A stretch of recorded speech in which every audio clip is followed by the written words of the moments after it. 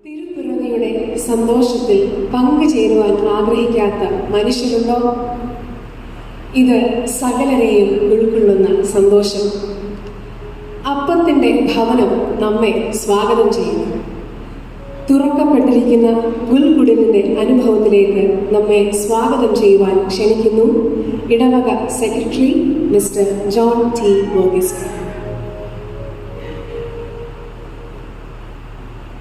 ഏറ്റവും സ്നേഹവും ബഹുമാനവുമുള്ള ഇടവക വികാരി, ഇന്ന് നമ്മുടെ മുഖ്യ അതിഥിയായി എത്തിയിരിക്കുന്ന വെരി റവറൻഡ് കെ എം മാമനച്ചൻ, ശ്രുതിമധുരമായ ഗാനങ്ങൾ ആലപിക്കുവാൻ നമ്മുടെ മുൻപിൽ അണിനിരന്നിരിക്കുന്ന നമ്മുടെ ഗായക സംഘം, ഇടവക ചുമതലക്കാർ, കൈസ്ഥാന സമിതി അംഗങ്ങൾ, എത്രയും സ്നേഹമുള്ള കുഞ്ഞുങ്ങൾ, ഇടവക ജനങ്ങളെ, മറ്റ് സംഘടനകളെ, ഏവർക്കും ക്രിസ്തുയേശുവിൻ്റെ നാമത്തിലുള്ള സ്നേഹ വന്ദനം. നമ്മുടെ ഈ വർഷത്തെ ഗായക സംഘത്തിൻ്റെ നേതൃത്വത്തിലുള്ള കരോൾ ഗാന സന്ധ്യയ്ക്കായാണല്ലോ നാം എല്ലാവരും ഒരുങ്ങി കാത്ത് ഇരിക്കുന്നു. ശ്രുതിമധുരമായ ഗാനങ്ങൾ ആലപിക്കുവാൻ നമ്മുടെ ഗായക സംഘത്തിന് ദൈവം അനുഗ്രഹങ്ങൾ ചൊരിയട്ടെ എന്ന് നമുക്ക് പ്രാർത്ഥിക്കാം. സമയം കളയേണ്ട ആവശ്യം ഒട്ടുമുണ്ട് എന്നെനിക്ക് തോന്നുന്നില്ല. അതുകൊണ്ട് എൻ്റെ കർത്തവ്യത്തിലേക്ക് കടക്കട്ടെ. ഇന്ന് നമ്മുടെ അധ്യക്ഷ പദം അലങ്കരിക്കുന്നത് നമുക്ക് ഏറ്റവും പ്രിയപ്പെട്ട ഇടവക വികാരി റവറൻഡ് തോമസ് സക്കറിയ അച്ഛൻ. ഗ്ലോറിയ പാട്ടുകൾ രാവിലെ നമുക്കും കൊഞ്ചി കൊഞ്ചി ഒഴുകുന്ന തെന്നലോടൊപ്പം മഞ്ഞിൽ പാറുന്ന പൈങ്കിളിക്കൊപ്പം ഏറ്റുപാടാം. ശ്രമിക്കാം ഗായക സംഘത്തെ.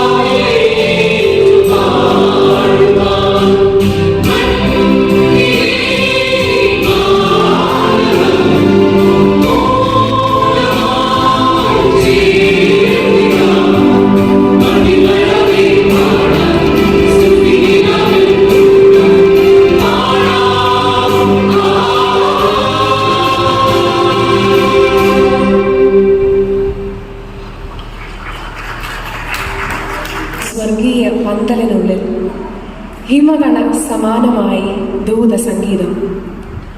ആലോലമാടി നാടാകെ പൂമ്പൊടി തേടി പാറുന്ന പൂമരക്കിളികൾ. സ്വർഗവും പ്രപഞ്ചവും ഒരുപോലെ രോമാഞ്ചക്കുളിരിൽ ദൈവപുത്രനെ വരവേൽക്കുന്നു. ഉണരുക മനുഷ്യ, ഹോശന്ന പാടുക, മഷിഹ പിറന്നിരിക്കുന്നു. പാടാം, സുമവനമാകെ ഉണരും.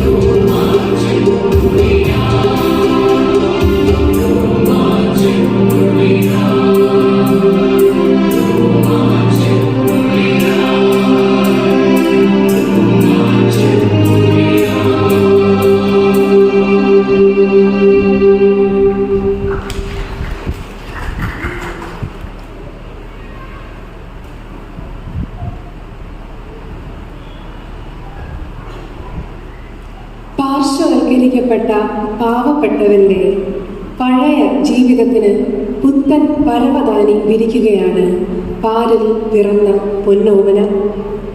പാവന രാത്രിയിൽ പരമോന്നതന്റെ പിറവിയുടെ പവിത്രത ശ്രവിക്കാം. ഇടവക വികാരി റെവറൻഡ് തോമസ് സക്കറിയ.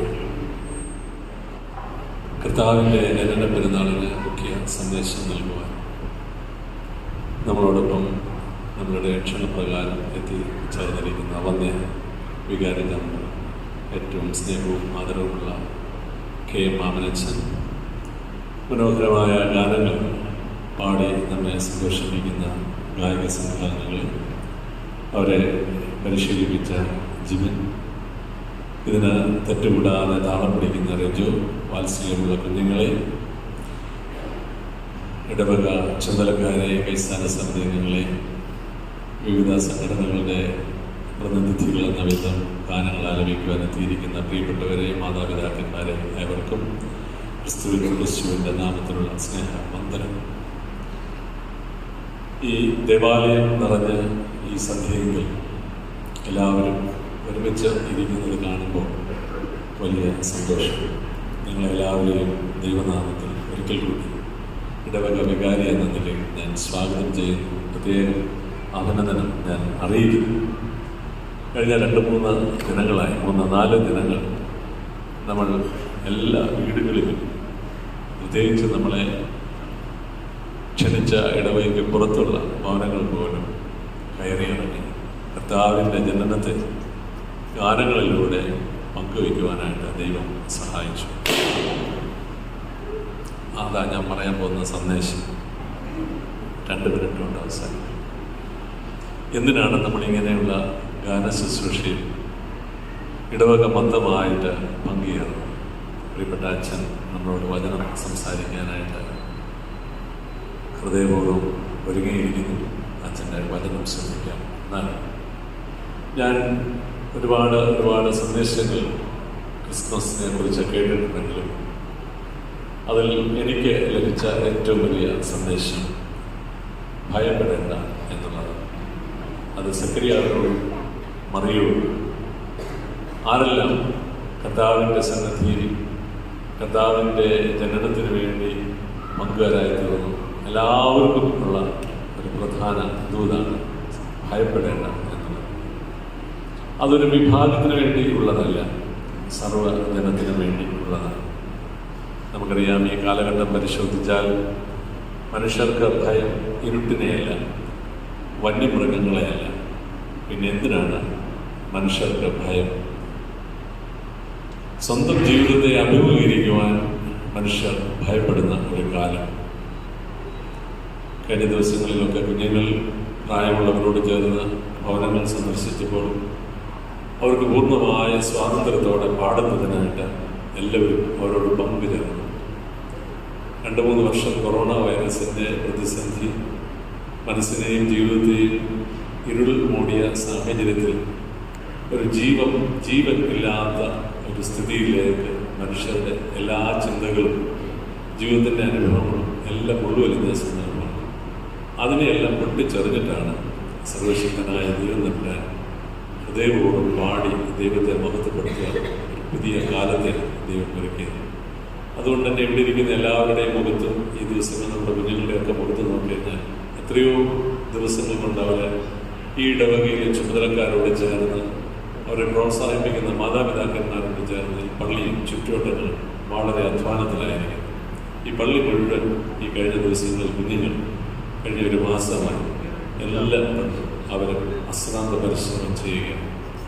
ഞാൻ അവർക്ക് സ്വാതന്ത്ര്യം കൊടുത്തു.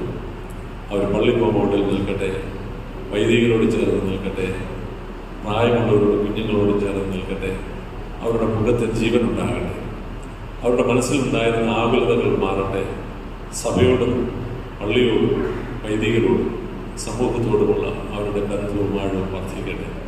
അതുകൊണ്ട് തന്നെ അവരുടെ അധ്വാനങ്ങളെല്ലാം അനുഗ്രഹമായി ഭവിക്കുന്നു എന്നത് നമ്മൾ ആസ്വദിക്കും. അതുകൊണ്ട് തന്നെ നമ്മുടെ മുഖത്തും ഒരു തെളിച്ചമാണ്. ഞാൻ പറഞ്ഞു, ഇരുട്ടിനെയല്ല മനുഷ്യന് ഭയം, വന്യമൃഗങ്ങളെയല്ല ജീവിതത്തെ അഭിമുഖീകരിക്കുക.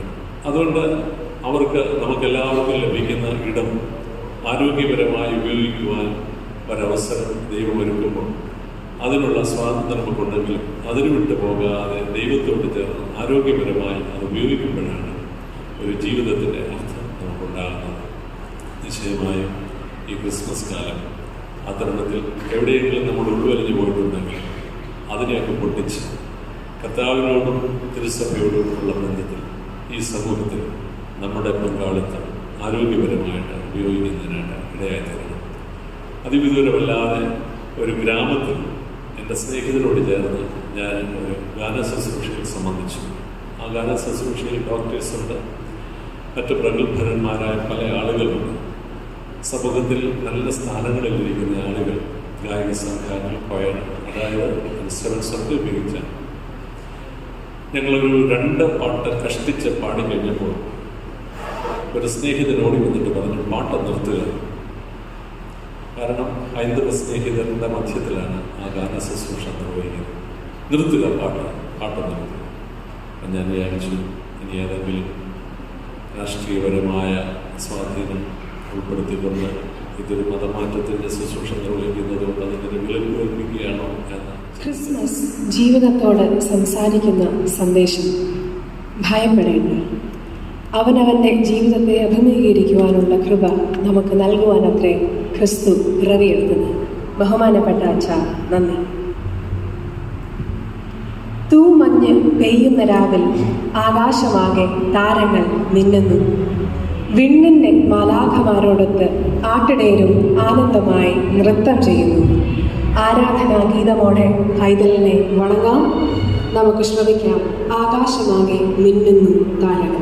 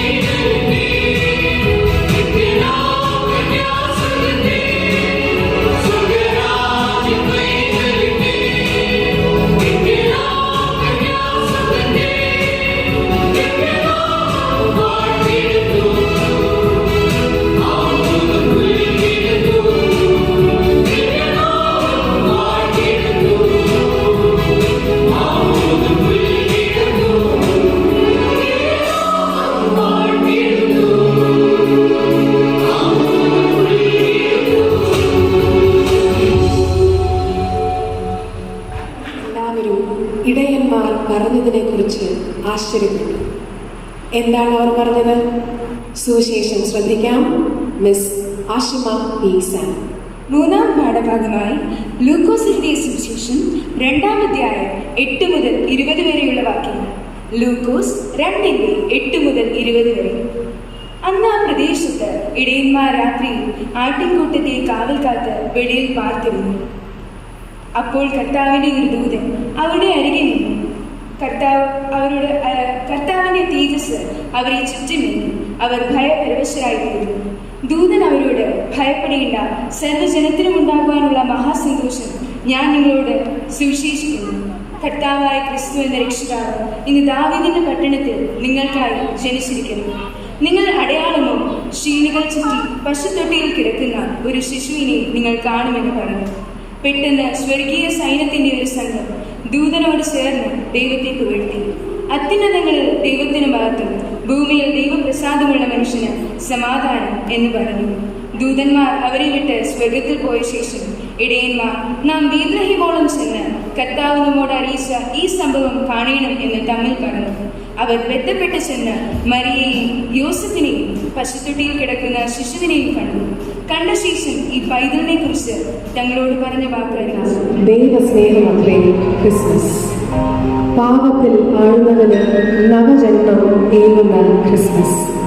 ശാപത്തിൽ ആഴുന്നവന് ശാന്തി ഏകുന്ന ക്രിസ്മസ്.